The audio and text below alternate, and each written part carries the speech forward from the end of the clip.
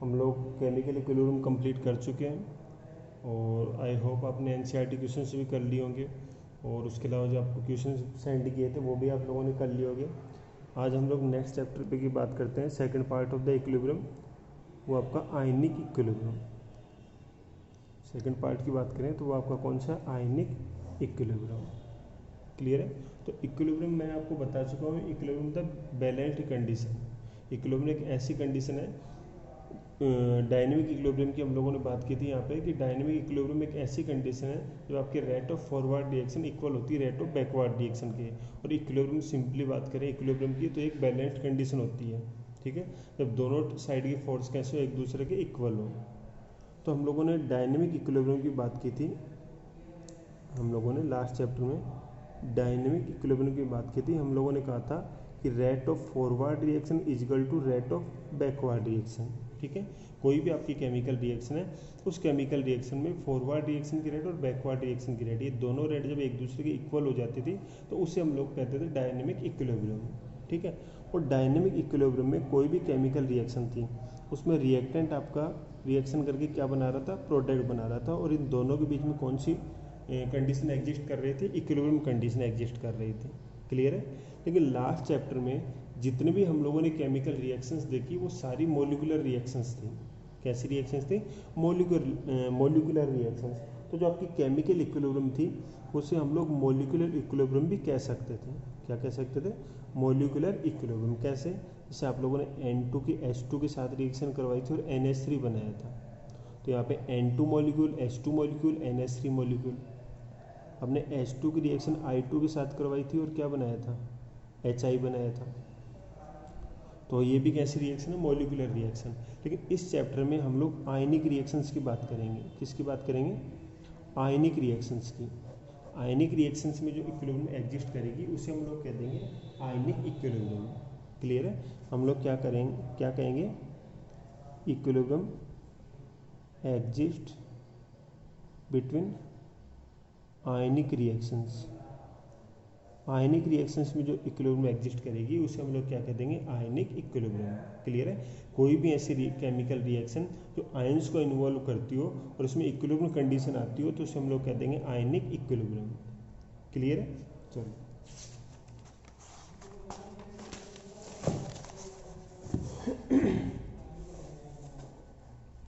तो देखो, जब भी किसी सब्सटेंस को हम लोग आयनिक सॉल्वेंट में डिसॉल्व करते हैं, ठीक है, तो on the basis of nature उनको हम लोग टू पार्ट में डिवाइड कर सकते हैं। एक तो होते हैं आपके इलेक्ट्रोलाइट और सेकंड होते हैं आपके नॉन इलेक्ट्रोलाइट, ठीक है। आपकी जो भी कंपाउंड है, सब्सटेंस है जिनको हम लोग आयनिक सॉल्वेंट में डिसॉल्व करेंगे, तो on the basis of nature उनके डिसोसिएशन के नेचर पे हम लोग उनको टू पार्ट में डिवाइड कर सकते हैं। एक तो आपके इलेक्ट्रोलाइट होते हैं और दूसरे आपके नॉन इलेक्ट्रोलाइट होते हैं। तो इलेक्ट्रोलाइट्स की बात करें तो जब भी इनको हम लोग किसी सॉल्वेंट में डिसॉल्व करेंगे, किसमें डिसॉल्व करेंगे, सॉल्वेंट्स में, तो ये आयंस की फॉर्मेशन करते हैं। किसकी फॉर्मेशन करते हैं, आयंस की। जब भी हम लोग किसी इलेक्ट्रोलाइट को सॉल्वेंट में डिसॉल्व करेंगे तो आयंस की फॉर्मेशन करेंगे, ठीक है। और ये आयंस इलेक्ट्रिसिटी कंडक्ट करते हैं। ये आयंस क्या करते हैं, इलेक्ट्रिसिटी का कंडक्शन करते हैं। दूसरी तरफ नॉन इलेक्ट्रोलाइट्स की बात करें तो इनको जो हम लोग सॉल्वेंट में डिसॉल्व करेंगे तो आयंस की फॉर्मेशन नहीं करेंगे। कहना मतलब जैसे हम लोगों ने डिसॉल्व किया वैसे के वैसे रहेंगे। क्लियर है। कोई भी आयंस की फॉर्मेशन यहाँ पे नहीं होगी, और जब आयंस की फॉर्मेशन नहीं होगी तो इलेक्ट्रिसिटी कंडक्ट नहीं करेंगे। तो इनके लिए हम लोग कह सकते हैं कि ये कैसे होते हैं, नॉन कंडक्टर। क्लियर है।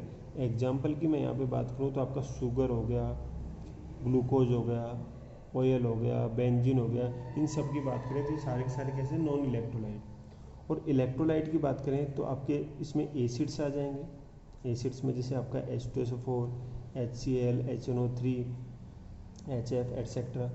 आपके बेस आ जाएंगे, ठीक है, NaOH, QH एटसेट्रा, ठीक है। और आपके सोल्ट्स आ जाएंगे, ठीक है, जैसे आपका NaCl है, CuSO4 है। तो इन सब को, एसिड को, बेस है, सोल्ट्स को जब भी हम लोग वाटर में डिजॉल्व करते हैं तो किसकी फॉर्मेशन करते हैं, आयंस की फॉर्मेशन करते हैं। किसकी फॉर्मेशन करते हैं, आयंस की। क्लियर है। जबकि हम लोग शुगर हो गया, ग्लूकोज, ऑयल, बेंजीन, यूरिया, इन सब की बात करें तो इनको जब हम लोग किसी भी सॉल्वेंट में लाइक वाटर में डिजोल्व करें तो ना तो आयंस की फॉर्मेशन करेंगे ना ही इलेक्ट्रिसिटी को कंडक्ट करेंगे। क्लियर है। अब ये जो इलेक्ट्रोलाइट है इनको फर्दर हम लोग 2 पार्ट में डिवाइड करते हैं। फर्दर कितने पार्ट में डिवाइड करते हैं? 2 पार्ट में, जिसमें से एक तो होता है आपका स्ट्रॉन्ग इलेक्ट्रोलाइट, ठीक है, और सेकंड होता है आपका वीक इलेक्ट्रोलाइट। एक तो आपका स्ट्रॉन्ग इलेक्ट्रोलाइट होगा और सेकंड कौन सा होगा? Weak electrolyte. तो स्ट्रॉन्ग इलेक्ट्रोलाइट की बात करें तो इनका तो कंप्लीट आयोनाइजेशन होता है, कहने मतलब 100% आयंस में कन्वर्ट हो जाते हैं। और इन वीक इलेक्ट्रोलाइट्स की बात करें तो कंप्लीटली आयोनाइज नहीं हो पाते हैं, कहना मतलब मैं यूँ कह दूँ कि लेस देन 100%। इनका जो आयोनाइजेशन होता है वो कैसा होता है? लेस देन 100%, ठीक है। कहना मतलब ये कंप्लीटली आयंस में डिसोसिएट नहीं हो पाते। जैसे स्ट्रॉन्ग इलेक्ट्रोलाइट की बात करें NaCl, इसको जब भी वाटर में डिजोल्व करेंगे कंप्लीटली Na+ और Cl- में कन्वर्ट हो जाएगा। फॉर एग्जांपल आपका H2SO4, ये भी आपका 2H+ एंड SO4- में कन्वर्ट हो जाएगा। जबकि हम लोग वीक इलेक्ट्रोलाइट्स की बात करें CH3COH, इसको जब हम लोग डिसोसिएट करेंगे तो कंप्लीटली आपका CH3CO- और H+ में डिसोसिएट नहीं हो पाएगा। क्लियर है। तो स्ट्रॉन्ग इलेक्ट्रोलाइट ऐसे इलेक्ट्रोलाइट हैं जो कंप्लीटली डिसोसिएट हो जाते हैं, वीक इलेक्ट्रोलाइट ऐसे इलेक्ट्रोलाइट हैं जो कंप्लीटली डिसोसिएट नहीं हो पाते हैं, ठीक है। तो on the basis of nature in solvent हम लोग 2 पार्ट में डिवाइड कर रहे हैं, electrolyte, non electrolyte. Electrolyte ions की फॉर्मेशन करते हैं, इलेक्ट्रिसिटी कंडक्ट करते हैं। नॉन इलेक्ट्रोलाइट आयंस की फॉर्मेशन नहीं करते हैं और नॉन कंडक्टर होते हैं, इलेक्ट्रिसिटी कंडक्ट नहीं करते हैं। इसके example acid, base and salts आते हैं। इसके example sugar, glucose, oil, benzene, urea etcetera आते हैं, ठीक है। अब इलेक्ट्रोलाइट को फर्दर 2 पार्ट में हम लोग डिवाइड कर रहे हैं, एक आपका स्ट्रॉन्ग इलेक्ट्रोलाइट, सेकंड आपका वीक इलेक्ट्रोलाइट। स्ट्रॉन्ग इलेक्ट्रोलाइट की बात करें तो यहाँ पे हम लोग NaCl, H2SO4, HNO3 इनकी बात करेंगे। वीक इलेक्ट्रोलाइट की बात करें तो आपका CH3COH, NH4OH, जिनका 100% आयोनाइजेशन नहीं होगा, ऐसे कंपाउंड्स आएंगे, ठीक है। तो यहाँ पे हम लोग एसिड, बेस और सॉल्ट्स स्ट्रॉन्ग इलेक्ट्रोलाइट में वीक इलेक्ट्रोलाइट में जो आपके इलेक्ट्रोलाइट्स हैं उनकी हम लोग बात करेंगे। इस चैप्टर की बात करें तो इसमें हम लोग इलेक्ट्रोलाइट्स के नेचर की ही बात करेंगे, ठीक है। तो यहाँ पे हम लोग स्टार्ट कर देते हैं एसिड, बेस एंड सॉल्ट से। तो सबसे पहले तो हम लोग एसिड और बेस की बात करते हैं। सबसे पहले तो किसकी बात करते हैं? एसिड और बेस की। तो 10th क्लास तक, 10th क्लास में आप लोगों ने पढ़ा था कि एसिड किससे कहेंगे और बेस किससे कहेंगे, ठीक है। प्रियर नॉलेज है आपका इतना। आपको पता है कि acid are those compound which give H+ ion and base are those compound which give OH- ion in aqueous solution. Acid ऐसे कंपाउंड है जो एसिड एक्वस सॉल्यूशन में H+ आयन देते हैं, और बेस आपके ऐसे कंपाउंड है जो एक्वस सॉल्यूशन में OH- आयन देते हैं। इसके अलावा हम लोगों ने देखा था कि एसिड्स टेस्ट में कैसे होते हैं? सोर होते हैं, और बेस टेस्ट में कैसे होते हैं? बीटर होते हैं। ये बात कर चुके थे हम लोग 10th क्लास में। 10th क्लास में हम लोगों ने ये बात कर ली थी कि एसिड H+ आयन देते हैं एक्वस सॉल्यूशन में, और बेस OH- आयन देते हैं।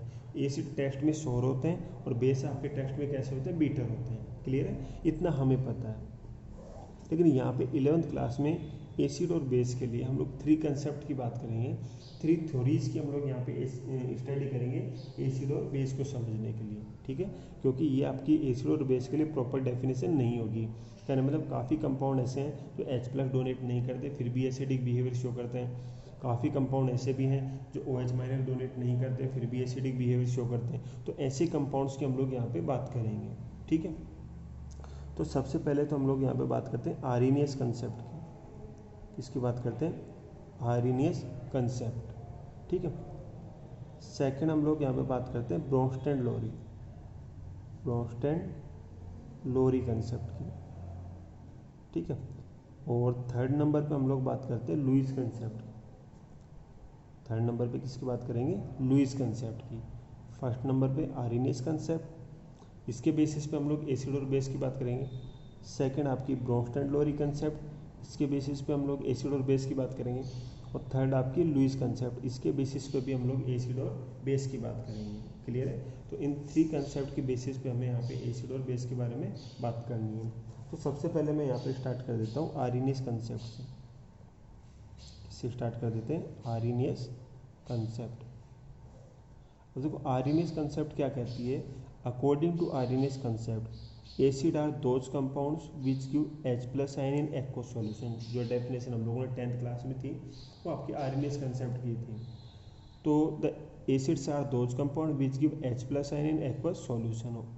और if we talk about base are those compounds which give OH minus in aqueous solution. Examples की बात करें H2SO4, HCl, HNO3, CS3COH, ये सारे के सारे क्या है एसिड है। क्यों? क्योंकि इनके पास डोनेट करने के लिए H प्लस आयन प्रजेंट है। क्लियर है? इनके पास डोनेट करने के लिए क्या प्रजेंट है? H plus ion. और दूसरी तरफ हम लोग बेस की बात करें तो बेस के एग्जांपल्स में NaOH, KOH, ZnOH whole 2, CaOH whole 2। ठीक है, तो इस टाइप के कंपाउंड से ही आपके किस में आ जाते हैं? बेस में आ जाते हैं। क्यों? क्योंकि इनके पास OH माइनस आयन डोनेट करने के लिए। क्लियर है? नेक्स्ट हम लोग बात करें, ये तो बताई दी आपको, एसिड वो हैं जो एक्वस सॉल्यूशन में H प्लस आयन देते हैं और बेस वो हैं जो एक्वस सॉल्यूशन में OH माइनस आयन देते हैं। ठीक है,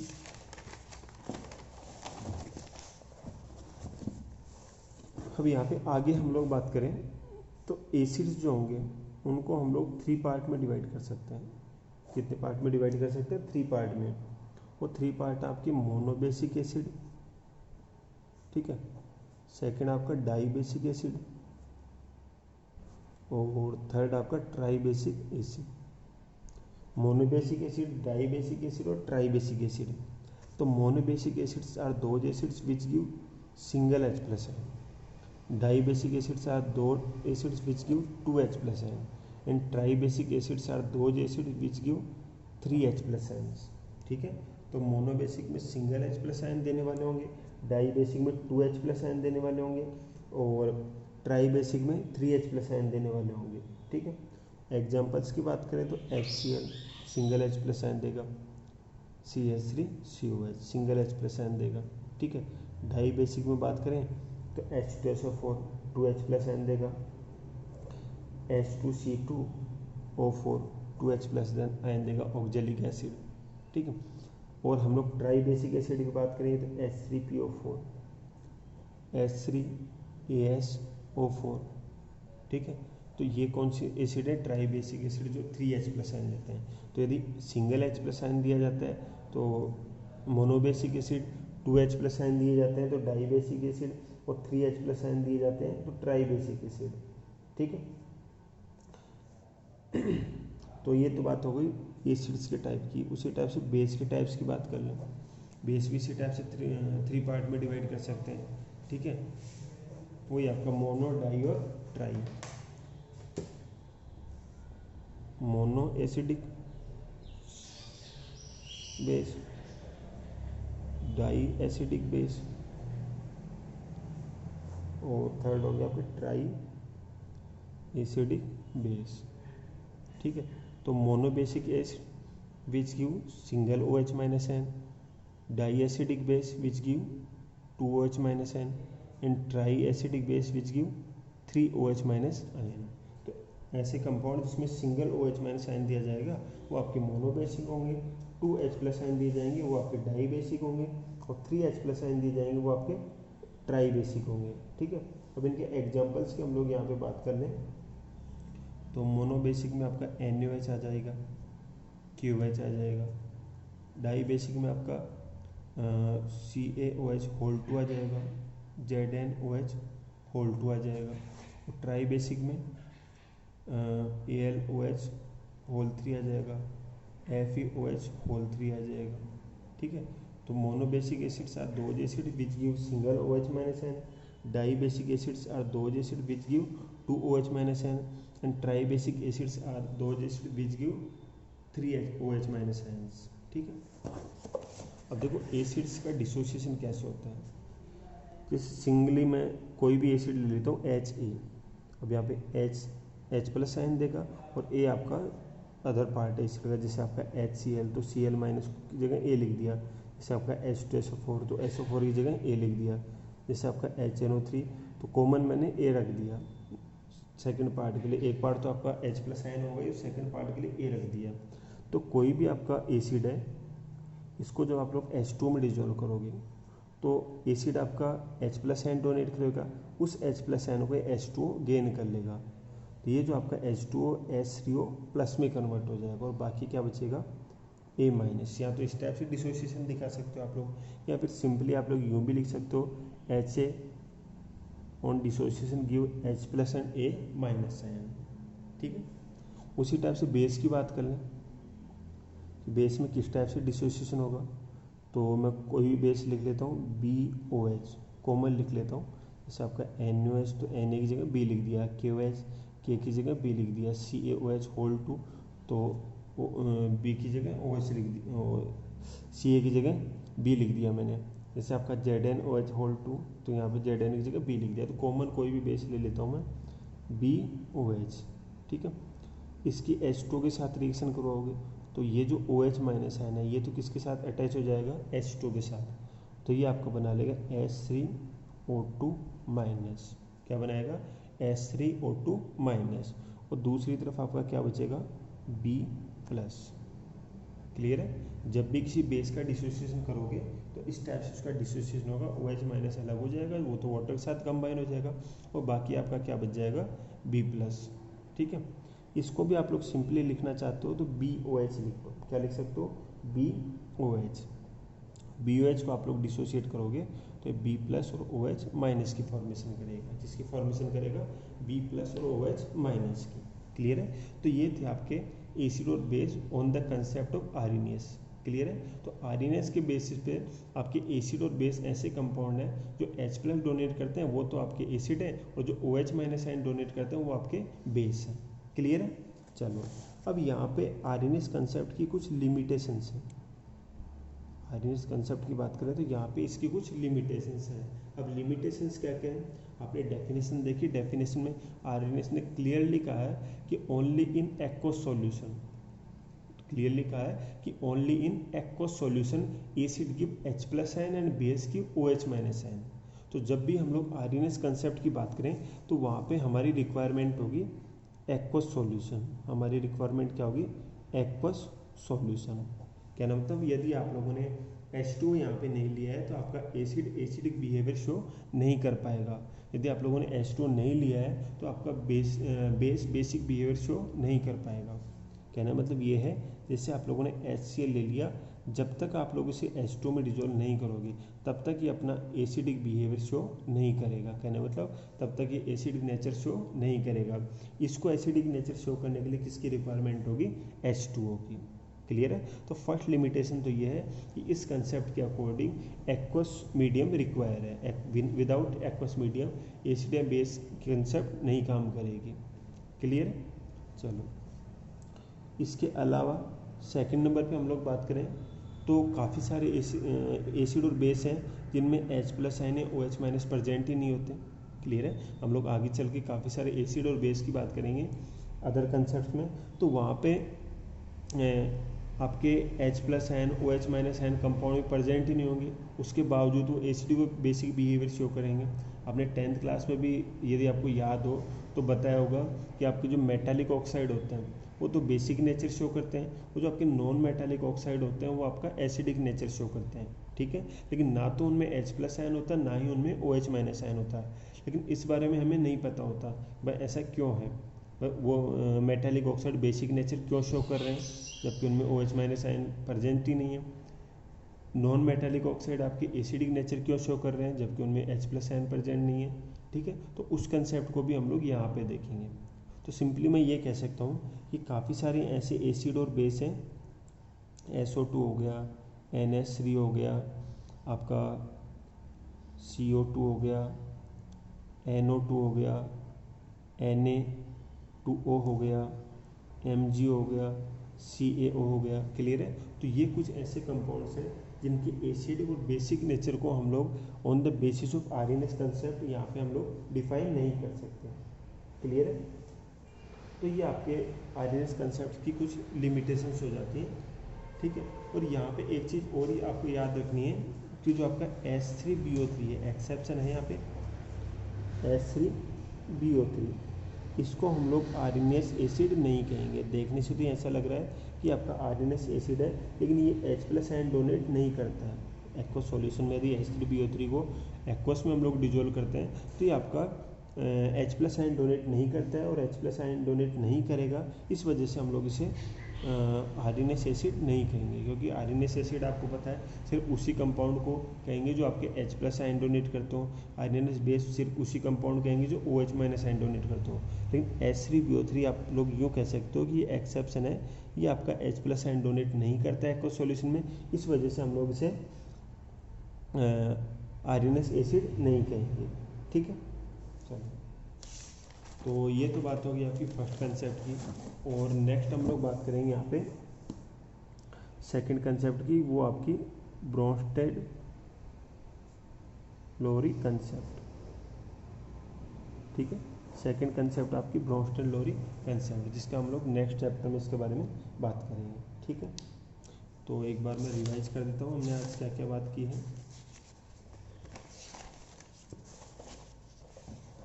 आज हम लोगों ने आयनिक इक्विलिब्रियम किसे कहेंगे ये बात की, कोई भी आयनिक रिएक्शन उसमें यदि इक्विलिब्रियम एग्जिस्ट करती है तो आपकी ionic equilibrium.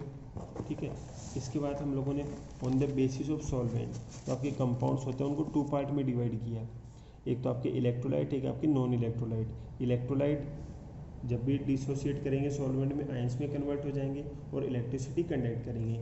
Non electrolyte ions में कन्वर्ट नहीं होंगे, ना ही इलेक्ट्रिसिटी कंडक्ट करेंगे। आयंस के इलेक्ट्रोलाइट्स के एग्जांपल आपके एसिड, बेस एंड सॉल्ट्स होते हैं। नॉन इलेक्ट्रोलाइट के आपके example sugar, glucose, urea, oil, benzene etcetera होते हैं। इलेक्ट्रोलाइट को फर्दर 2 पार्ट में डिवाइड किया था, strong and weak. Strong electrolyte completely convert into ions means 100% ionization हो जाएगा, और weak electrolyte incompletely convert into ions means 100% ionization नहीं होगा। ठीक है, उसके बाद हम लोगों ने एसिड और बेस की बात की थी। हम लोगों ने कहा था 10th क्लास में हम लोगों ने पढ़ा हुआ है कि acid are those which are sour in taste and give H+ ion, base are those compound which are bitter in taste and give OH- ion. अब यहाँ पे हम लोग 3 कंसेप्ट की बात करते हैं एसिड बेस को समझने के लिए, Arrhenius concept, Bronsted Lowry concept and Lewis concept. Arrhenius concepts की बात करें तो according to this acids are those compound which give H+ ion in aqueous solution and base are those compound which give OH- ion in aqueous solution. In the next part, acids divided into 3 parts: monobasic acid, dibasic and tribasic acid. Monobasic acids are those acids which give single H+ ion. Dibasic acids are those acids which give 2H+ ion, and tribasic acids are those acids which give 3H+ ion. अब next base को 3 part में divide कर रहे हैं। First आपका mono acidic base, dibasic acidic base और tri acidic base. Mono acidic base give 1 OH- ion, di acidic base give 2 OH- ion, and tri acidic base give 3 OH- ion. ठीक है, किस type से acid base का dissociation होगा वो भी हम लोगों ने यहाँ पे देख लिया कि किसी भी जनरल एसिड की रिएक्शन करवाएंगे, H2 के साथ एक्वस में डिजोल्व करेंगे तो एसिड आपका H+ आयन डोनेट करेगा, उस H+ आयन को H2O गेन कर लेगा, तो ये बन जाएगा H3O+ और A-। या फिर आप लोग सिंपली ये भी लिख सकते हो कि HA dissociate into H+ and A-। Base की बात करें तो कोई भी जनरल एग्जाम्पल ले लेते हैं बेस का, और इसको हम लोग एक्वस में डिजोल्व करते हैं तो बेस क्या डोनेट करेगा, OH- आयन, उसको H2 गेन करेगा तो H3O2- प्लस B+, और ये जो आपका, या फिर आप लोग सिंपली यूँ भी लिख सकते हो BOH convert into B+ and OH-। तो ये तो बात हो गई dissociation of acid and base की। लिमिटेशंस क्या क्या होती हैं कि यहाँ पे हमें फर्स्टली एक्वस सॉल्यूशन की रिक्वायरमेंट होती है। विदाउट एक्वस कोई भी एसिड या बेस अपना बिहेव शो नहीं कर पाएगा according to this concept. Second number पे काफ़ी सारे ऐसे एसिड्स हैं जिनमें H+ आयन और OH- आयन एब्सेंट होते हैं, उसके बावजूद वो एसिड को बेसिक बिहेवियर शो करते हैं, तो उसका भी यहाँ पे कोई रीज़न नहीं दिया गया कि ऐसा क्यों होता है। तो ये हो गई आर्सेनिक कंसेप्ट की लिमिटेशंस। नेक्स्ट हम लोग बात करेंगे ब्रोंस्टेड-लोरी कंसेप्ट की। ठीक है।